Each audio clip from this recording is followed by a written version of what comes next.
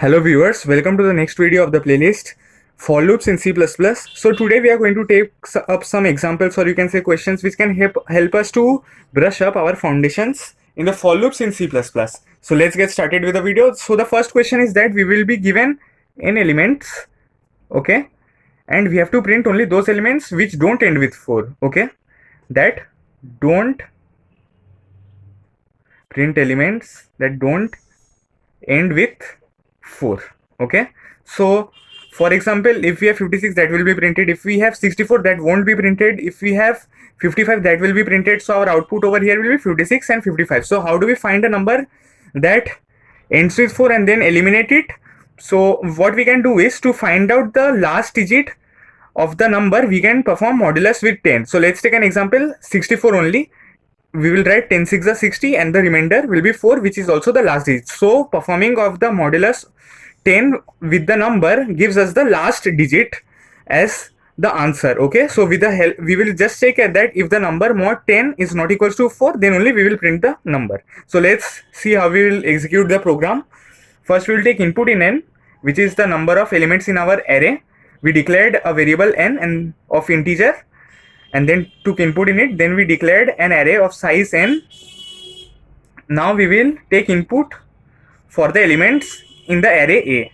So we will start from the first index and move till the last index, and we are moving one by one. So I will be plus plus, and then we can write C in AI. So now we can print the numbers that don't end with 4 here itself. So how can we do that? We will write if AI mod 10 is not equals to 4, then only we will print the AI, okay, which is the number.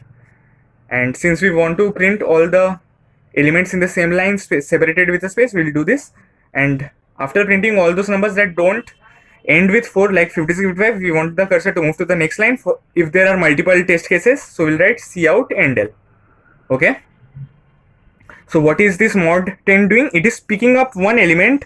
So for example, if we had these 3 elements, so it is for I equals to 0, this will pick 56 first in AI, and then 56 mod 10.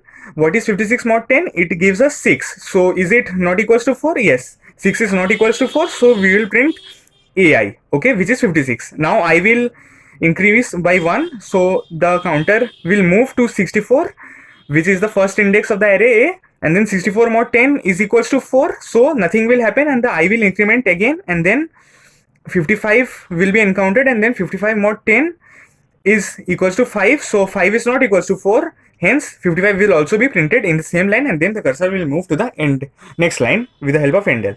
So this was our first program. I hope you have understood this. So let's move on to the next program. Let's have a look at the next question. We will be given an array of n integers, and we have to print the array without the duplicates. For example, if we are given 2 3 3, then 6 5 6, then we have to print it something like 2 3 and then 6 and 5, okay. So we don't want the duplicates in our new array. So what can we do? First we will take the input of size in n, sin n, and then we will declare the array int a of n, and now we will take input in n, okay. So we'll start from the first index and move till the last index and iterate by 1, and then take input in each of the index, okay. So now we have got all these elements stored in our AI, in our A array, stored at the ith index, okay. So now what can be the method to do this, or the logic? So suppose we don't want these 3, okay. What we will do, first we will store this integer in a variable, let's say, and then we will run a loop from the first index till before this number, okay, which means till this 3, and we will check if there is another 3 or not. If there is another 3, we will increase the counter by 1, and after coming out of the loop, we will check if the counter has increased or not. If it has increased, which means this number was already present and we won't print it, okay. But if the counter is equals to 0, which means there was no previous duplicate present in the array, which means we will print this 3, okay. So let's see how we will do this. First we will iterate through the array, then we will take each element and then run the loop from 0 till before that element to check if the number is already present or not, and if it is present we'll increase the counter by 1 and then check if the counter has increased or not and then accordingly print the number. So let us see the code. First we will simply iterate through the array, and then what we will do is, let's say we will take an integer t in t is equals to a of I. Okay, now what we will do, we will run a loop from 0 till before that index. Okay, like if we were seeing this 3, what was its index was 2, so we will run a loop from 0 till before that index, which is 1, and we will check if 3 is already present or not. Okay, so we will run a loop from int 0 index till before that index. Okay, so less than equals to I minus 1. Okay, then I plus plus. Okay, so if a of j equals to t, then we will increase the counter which we will have to declare beforehand. Okay, so what we will do, we will declare a counter over here that int c equals to 0, and then this for loop ends. So for example, if we come to this 6, what is the index over here? 0, 1, 2, 3, 4 and 5. Okay, so when I is equals to 5, then int t will equals to a of 5, which is 6, and then c will be equals to 0. Then this loop will run from 0 to less than equals to I minus 1. I is how much? 5. So it will run till 4, this j loop. And if aj equals to t or not, it will check. So what is aj? Aj is a of 0 is equals to 6 or not, then a of 1 is equals to 6 or not, then a of 2 is equals to 6 or not. In this way, when it encounters the third index, it sees that yes, a of 3, which is equals to 6, is equals to t, which is 6, and then it will increase the counter. Okay, so we will check that if the counter has not increased, which means if the counter is 0, then only we will print cout ai with a space.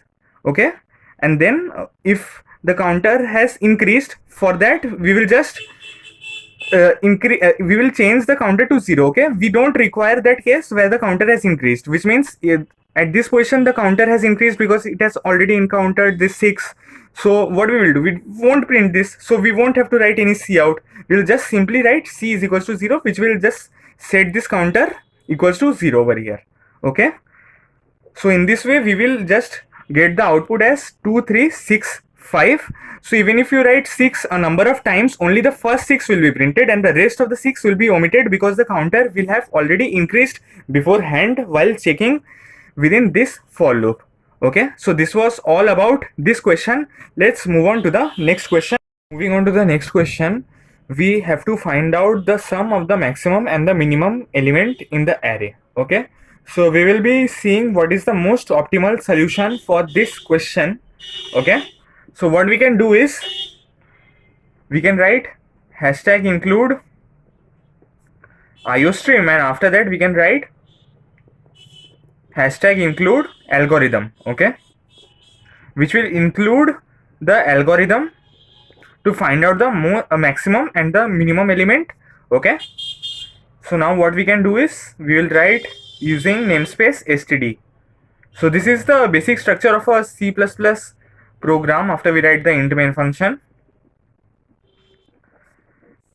Okay, so now what we will do, first we will take input of the number of elements of the array, whose maximum and minimum element sum we have to find. So we'll initialize the variable n and then take input in n, and then we will declare a array of size n, and now what we will do, we will run a loop from the first index till the last index. Okay, all we can do is less than equals to n minus 1 and then I plus plus and then sin ai.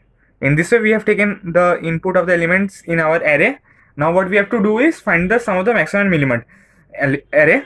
So now the shortcut which I am going to tell you is this.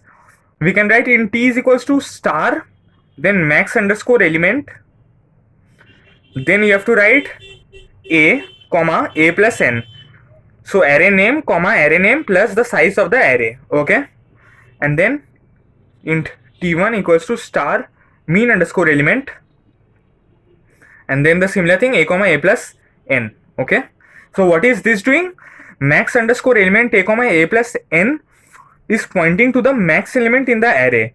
And how do we get the number which is stored at a position when a pointer is pointing to it? We dereference it by writing the operator star. Okay, so this is a pointer to the maximum element, and by dereferencing it by writing star, we get the number. So now we can simply do cout t plus t1. Okay, in this way we have got the sum of the maximum and the minimum element in the array. Or there was one other process also which we could have done, which was we could have written sort a comma a plus n. And one more thing, that is, how are we writing this sort, this max underscore element, min underscore element? We are writing because of this algorithm which we have included in our program. This is an pre-built code which we are including in our code, so that we can use it in our code by writing such functions. Okay, that max underscore element, when we write this gives us the maximum element, and star min underscore element gives us the minimum element. Or another way which we could have done is we would have written sort of a comma a plus, and this would have sorted with the array. We could have simply done cout of a0 plus a of n minus 1. And why? Because sorting of an array ensures that the number is sorted from the smallest element to the largest element in the increasing order. So the first index will return the smallest element, and the last index of n minus 1 will return as the largest element. So now if you want to have a look at the time complexity of the program, max underscore element and min underscore element have the time complexity of O of n, and the sort has the time complexity of O of n log n. So obviously the max underscore element method is much efficient because the n proceeds in a much shorter time. Okay, and please do comment if you have any doubts. Thanks.